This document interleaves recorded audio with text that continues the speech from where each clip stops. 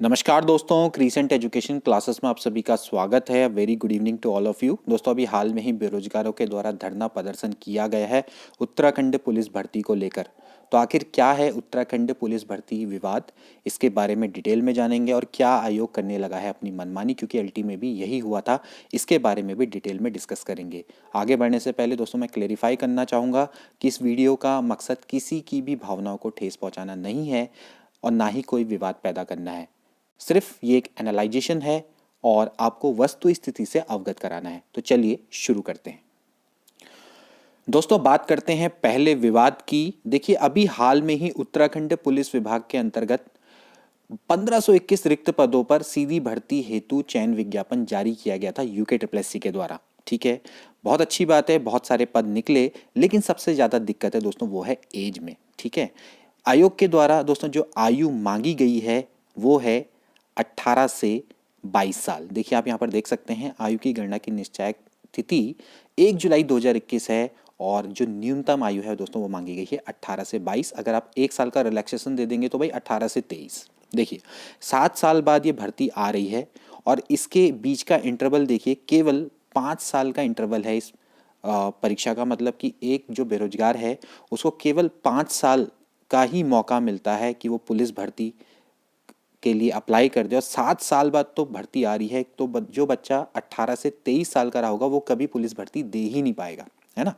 तो भाई 5 साल का कुल गैप है और 7 साल बाद भर्ती आ रही है। तो आप कैसे इमेजिन कर सकते हैं कितने बच्चे हैं जो कि इस भर्ती के लिए अप्लाई ही नहीं कर पाए कभी, क्योंकि उत्तराखंड में कभी भर्ती ही नहीं आई।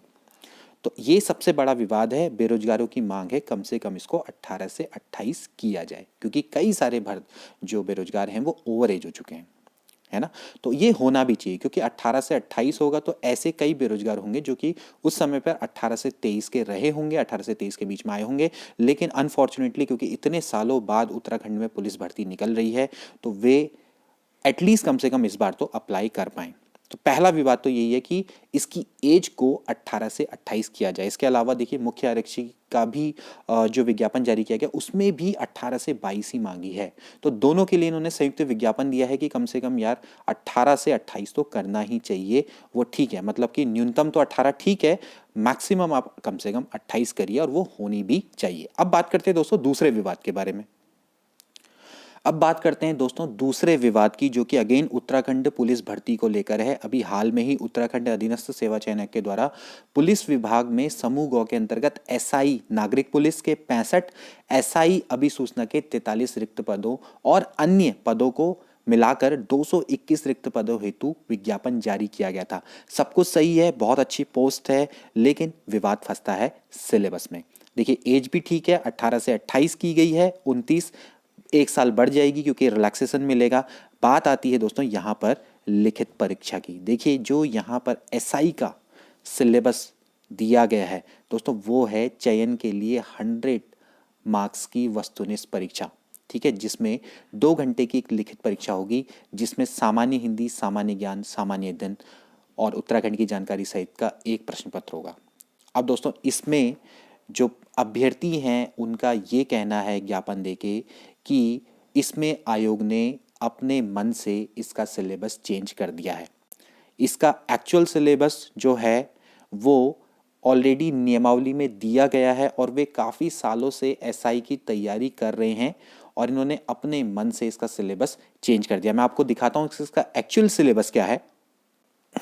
दोस्तों, ये है उत्तराखंड शासन में जो नियमावली है और उत्तराखंड पुलिस एवं एसआई और नागरिक पुलिस अभिसूचना की जो सेवा नियमावली है 2018, ये मैं आपको दिखा रहा हूँ यहाँ पर। और देखिए, इस नियमावली में एक जो नियम है वो है सीधी भर्ती हेतु लिखित परीक्षा का। देखिए, यहाँ पर जो नियमावली है वहाँ पर लिखित परीक्षा को साफ साफ लिखाया गया है कि भाई जो लिखित परीक्षा है वो 300 अंकों की होगी और ये सभी वस्तुनिष्ठ प्रकृति की होगी, जिसमें सामान्य हिंदी के 100 प्रश्न पूछे जाएंगे, जिसके लिए 1 घंटा मिलेगा, और सामान्य ज्ञान और मेंटल एप्टीट्यूड टेस्ट के टोटल मिला के 200 अंकों का पेपर होगा, जिसमें सामान्य बुद्धि एवं तर्क शक्ति परीक्षण के 50 प्रश्न होंगे, सामान्य जागरूकता के 75 प्रश्न, जबकि गणितीय क्षमता जो कि हाई स्कूल लेवल की होती है उसके 75 प्रश्न होंगे।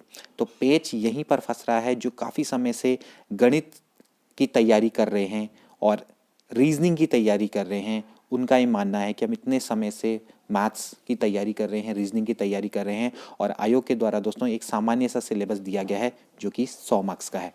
ठीक है, 100 मार्क्स में सामान्य ज्ञान, सामान्य अध्ययन और उत्तराखंड जीके।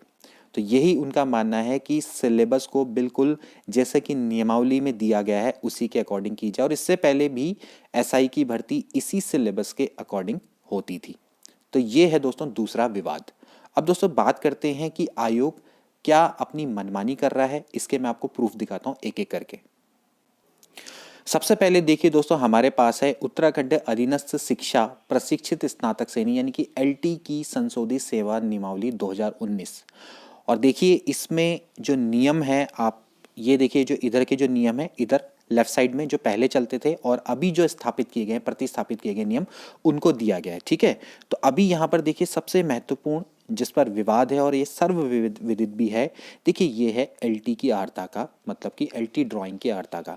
देखिए पहले क्या हुआ करता था, भारत में विधि द्वारा स्थापित विश्वविद्यालय से ड्राइंग एवं पेंटिंग में स्नातकोत्तर की उपाधि हो जाए तो वो अनिवार्य अर्हता मानी जाती थी। ठीक है, या फिर अथवा भारत में विधि द्वारा स्थापित किसी विश्वविद्यालय से ड्राइंग या पेंटिंग, फाइन आर्ट, कला विषय में स्नातक, और फिर किसी राजकीय सरकार से मान्यता प्राप्त प्रशिक्षण संस्थान, महाविद्यालय से एलटी डिप्लोमा, या विधि द्वारा स्थापित विश्वविद्यालय से बीएड की उपाधि। ठीक है, तो कहने का मतलब यह है कि अगर आप एमए ड्राइंग या पेंटिंग से कर लेते थे तो आप एलिजिबल हो जाते थे एलटी एग्जाम देने के लिए। ठीक है, इसके बाद इस नियम को बदल दिया गया। देखिए बहुत सारी यहाँ पर एलिजिबिलिटी दी गई है ना, तो इसके लिए इन्होंने क्या किया, सारे नियम इन्होंने हटाए, बस सिंपली एतद द्वारा प्रतिस्थापित नियम बना दिया जो एलटी आर्ट का, यानी कि अगर आप एलटी आर्ट के लिए अप्लाई करना चाहते हैं तो ये बिल्कुल अनिवार्य रहता है। क्या है कि भारत में विधि द्वारा स्थापित किसी विश्वविद्यालय से drawing, painting, fine art, visual art विषय में स्नातक की उपाधि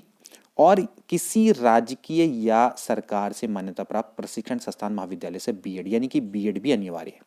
ये दो नियम होने चाहिए। तो सिंपली आपको क्या चाहिए, बीएड चाहिए और ग्रेजुएशन चाहिए painting, fine art, visual art. ठीक है, इसमें राष्ट्रीय अध्यापक शिक्षा परिषद से मान्यता प्राप्त किसी संस्थान से कला विषय में बीएड की न्यूनतम 4 वर्षीय उपाधि, या फिर इसके बदले चल जाएगा। ठीक है, तो सीधी बात है कि भाई बीएड तो चाहिए। अब हुआ क्या, आप सभी लोग जानते हैं भाई, यूके ट्रिपल ने बिना सरकार की परमिशन से, बिना सरकार के निर्देशों से इसकी नियमावली में चेंज कर दिया। अब विभाग की नियमावली ये है, विभाग की नियमावली कहती है कि बीएड चाहिए, और बिना बीएड यानी कि नॉन बीएड के अभ्यर्थियों को भर्ती में बैठा दिया। अब पेपर भी हो गया है, पेपर एग्जाम भी दे दिया। अब जो एलटी बीएड वाले अभ्यर्थी हैं वे लोग कोर्ट चले गए। अब कोर्ट चले गए तो इससे क्या हुआ, भर्ती रुक गई। देखिए स्टे लग गया। अब इसका रिजल्ट कब आएगा ये भगवान जानता है ना, क्योंकि ऐसा विवाद ये हो गया है, क्योंकि एलटी आर्ट्स वाले हो, चाहे मतलब आर्ट्स की बात करें जिसमें बीएड वाले हो, चाहे नॉन बीएड वाले हो। अब जो बीएड वाले हैं वो कह रहे हैं कि आपने इनको शामिल कैसे कर दिया, जबकि नियमावली में साफ साफ लिखा हुआ है कि अनिवार्य योग्यता क्या है, बीएड है ना।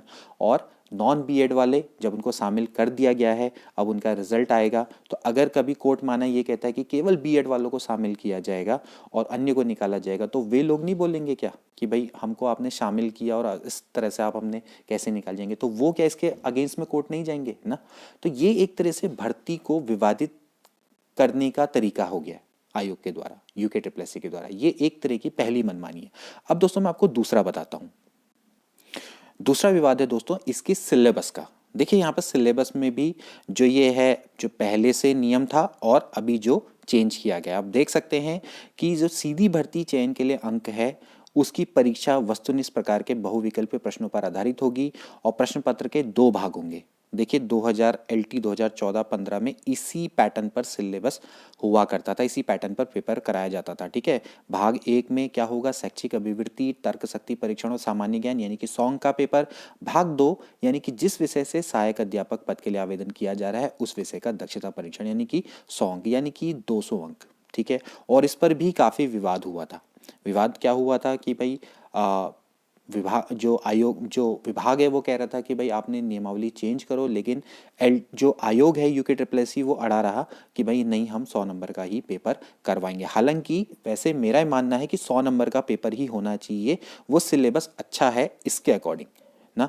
लेकिन दोस्तों ये एक तरीके का आपकी मनमानी है कि आप इस तरह से पेपर करवा रहे हैं, और कहीं ना कहीं ऐसे में क्या होता है, पिसता कौन है, बेरोजगार। क्योंकि ऐसे में कोई भी कोर्ट जा सकता है और कोर्ट में ऐसी भर्ती पर स्टे लगा सकता है, जैसे कि अभी LT 8 में हुआ।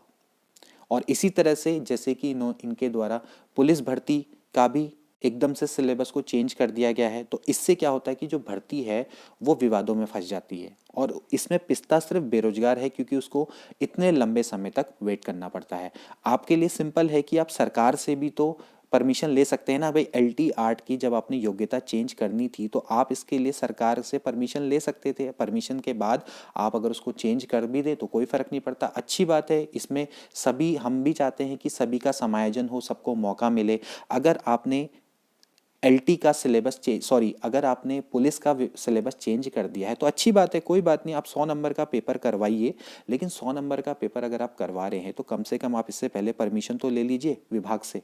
विभाग से जब आप परमिशन लेंगे तो उससे क्या होगा कि सभी आपको, आपके पास एक वैलिड डॉक्यूमेंट्स होगा कि आप जिससे प्रूव कर सकते हैं कि यस, हमें सरकार ने ऐसे निर्देश दिए हैं कि आप 100 नंबर का पेपर करवाइए और आप भर्ती करवाइए। इससे किसी को भी कोई आपत्ति नहीं होगी। लेकिन अब विभाग का सिलेबस अलग है और आप अपने सिलेबस के अकॉर्डिंग करवा रहे हैं, तो इससे कुछ नहीं होना, इससे मतभेद पैदा होते हैं। जो अभी मतभेद पैदा हो रखे हैं कि मैथ्स वाले बोल रहे हैं कि इनको शामिल क्यों कर दिया, क्योंकि अब उनके पास एक मौका मिल गया है कहने का कि आर्ट्स वालों को शामिल किया जा रहा है लेकिन सिलेबस ऐसा है। तो ऐसे मौके पैदा ही क्यों करने हैं, क्यों किसी भर्ती को विवाद में लाना है। इससे पहले क्यों ना पहले ही हम नियमों को पहले ही फिक्स कर लें, और क्यों ना जो सरकार है, सरकार से हम भर्ती के बारे में पहले से ही मतलब जो भी चीज़ें हैं, मतलब उसको पहले ही क्लेरिफाई कर दें। तो आप देख सकते हैं कि अभी जो बेरोजगार है उनका भी क्या कहना है। देखिए, कनिष्ठ सहायक की परीक्षा, उसका भी 100 नंबर का पेपर, ठीक है। कनिष्ठ सहायक का जो लेवल होता है दोस्तों, लेवल 3 होता है, यानी कि 2000 ग्रेड पे, ठीक है। अब देखिए, इससे पहले पटवारी, ठीक, पटवारी का दोस्तों सिलेबस भी नियमावली से अलग है। उसके लिए भी 100 मार्क्स का पेपर, वही सिलेबस, और इसका लेवल होता है दोस्तों 2800 ग्रेड पे।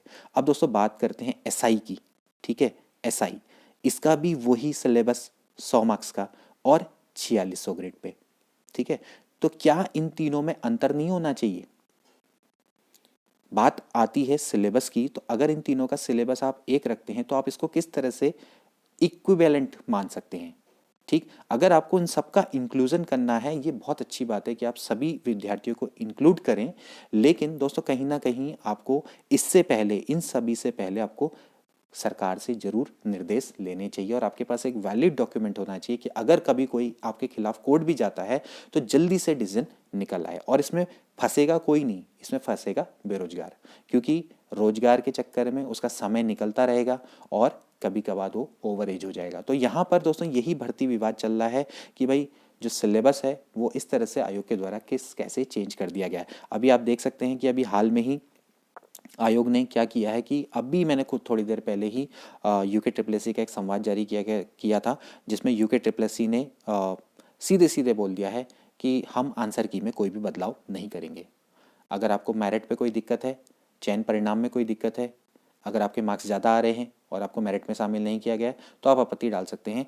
लेकिन अगर आपके मार्क्स मतलब कि अगर आपके क्वेश्चन का आंसर हमने गलत भी दिया है तो भी हम उसको सही नहीं करेंगे। 7 दिन का मौका दिया जाता है, प्रत्यावेदन उस समय पर हो गया तो हो गया ना। तो ये भी एक तरह का विवाद पैदा करने वाली बात है, क्योंकि इससे कई अभ्यर्थी हो सकता है कि इसके अगेंस्ट में कोर्ट चले जाएं। तो ऐसे विवाद क्यों करने हैं। आप स्पष्ट नीति बनाइए, स्पष्ट पेपर बनाइए, ऐसे विवादित प्रश्नों को ना डालें जिनकी लैंग्वेज ऐसी हो कि जिससे हमेशा विवाद पैदा हो। कोई भी भर्ती है वो बिना विवादों के हो जाए तो इससे बढ़िया क्या हो सकता है, और एक निश्चित समय के अंतर्गत हो जाए, वही होना चाहिए। और सबसे बड़ी बात है, हम भी यही चाहते हैं, सभी यही चाहते हैं कि भर्तियों में सभी का इंक्लूजन हो, सभी का समावेशन हो। कोई यहाँ पर ऐसा नहीं है कि कोई आर्ट का बच्चा है या कोई साइंस का बच्चा है, इसको लेके कभी भी ऐसे मतलब बायस बिहेवियर नहीं हो सकता, अनबायस्ड है। लेकिन दोस्तों कहीं ना कहीं आपको एक पोस्ट की गरिमा को भी रखना पड़ेगा। एक कनिष्ठ सहायक के लिए आपको एक सिलेबस निर्धारित करना पड़ेगा।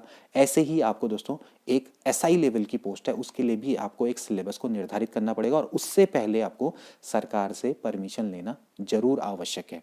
क्योंकि इस तरह से जो बेरोजगार जो तैयारी करते हैं, सालों से एक एम को लेकर तैयारी करते हैं, तो कहीं ना कहीं उनसे उनके लिए भी गलत हो जाता है। तो दोस्तों आज की वीडियो में इतना ही। आई होप कि आपको समझ में आ गया होगा कि हमारा क्या इस वीडियो को बनाने का मकसद है। ये सिर्फ एक विश्लेषण है और ये आपको वस्तु स्थिति से अवगत कराना है कि इस तरह की जो मनमानी अगर आयोग करता रहेगा तो इसमें होगा कुछ नहीं, घाटा ही होगा। आपस में ही लोग लड़ते रहेंगे और विवादों में भर्तियां फंसती रहेंगी, हाई कोर्ट जाती रहेंगी, रिट लगती रहेंगी और डेट पर डेट मिलती रहेंगी। रिजल्ट आएगा नहीं, ज्वाइनिंग किसी को मिलेगी नहीं। तो मिलते हैं अगली वीडियो में। Till then take care and good bye.